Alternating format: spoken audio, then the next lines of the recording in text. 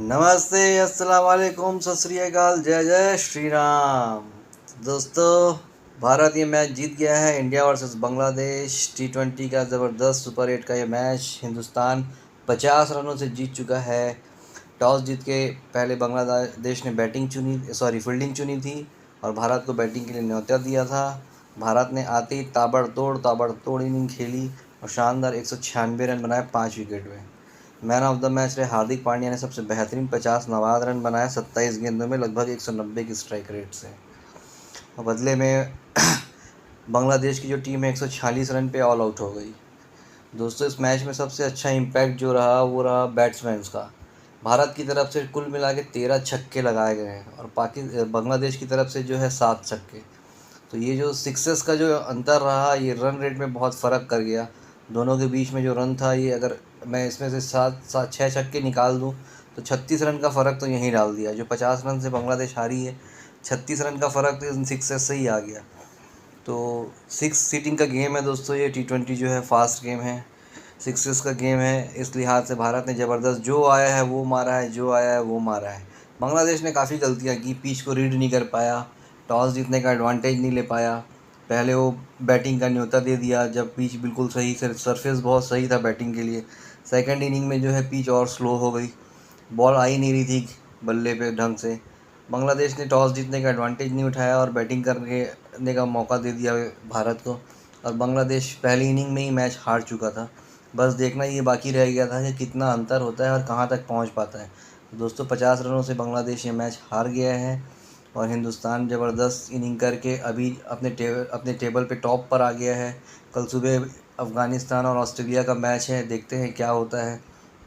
अफ़गानिस्तान से उम्मीद है कि वो एक टफ़ टाइम कम से कम ऑस्ट्रेलिया को दे, आसानी से तो ना जीतने दे बिल्कुल भी, क्योंकि उनके पास भी अच्छे स्पिनर हैं, वहाँ भी पिच स्लो है। देखने में मज़ा आएगा सुबह मैच। अभी का एनालिसिस बता देता हूँ। शिवम दुबे वापस से इम्पैक्ट पारी नहीं खेल पाया है दोस्तों। बड़े मैचेस में ये बहुत तकलीफ़ देगा। ये जितनी बॉलें स्टार्ट में खाया है, जितना उसके बाद जाकर इसने कम से कम में 15वीं गेंद के बाद पहली बाउंड्री मारी है।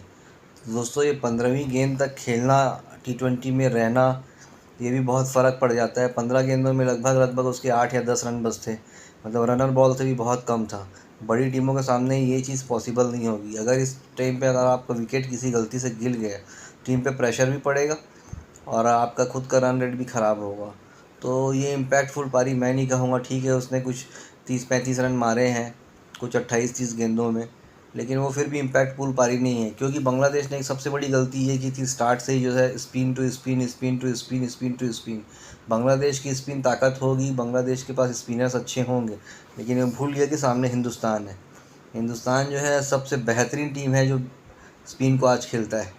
तो और बांग्लादेश ने उसके सामने परोस के स्पिनर रखे, परोस के स्पिनर दिए, और जो बैट्समैन आया है वो कूट लगाया है, जो आया है वो कूट लगाया है।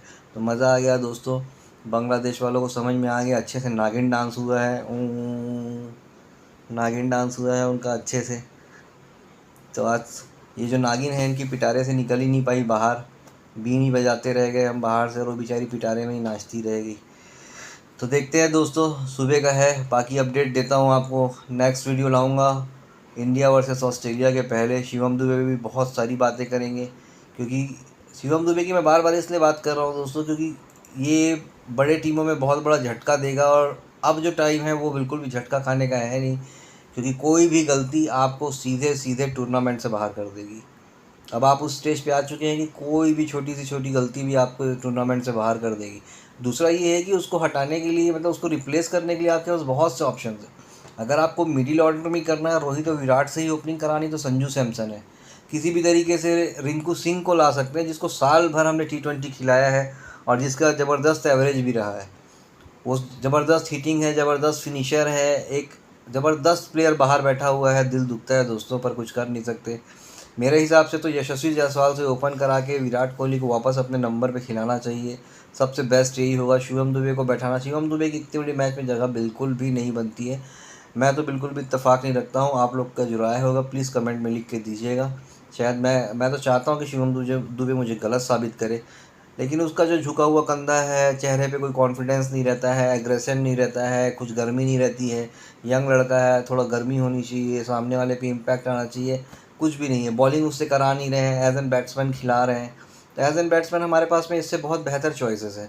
एज एन बैट्समैन इसका कोई जगह नहीं बनता है, चाहे मिडिल ऑर्डर में हो, उसने आईपीएल में जितनी भी सिक्सेस मारे हो स्पिनर को, यहाँ पर अलग क्वालिटी स्पिनर मिलेगा। और रही बात ऑस्ट्रेलिया या आगे चल के इंग्लैंड की या साउथ अफ्रीका की, तो ऑलमोस्ट ये लोग एक आध दो ही स्पिनर खिला रहे हैं। तो बीच में अगर इसको स्पिनर के लिए हिटिंग के लिए रखेंगे, क्योंकि फास्ट बॉलर को ये इतना अच्छे से नहीं खेल पा रहा है, तो खाली स्पिनर के ओवर में कितनी स्पिन ओवर इसको मिल जाएंगी, फिर उस स्पिनर के ओवर में से कितनी बॉलें इसको मिलेंगी फेस करने के लिए, उसमें से ये कितनी हिट्स लगा पाएगा, ऐसे करते करते सिनेरियो जो है मोस्टली पॉइंट परसेंटेज में आता है।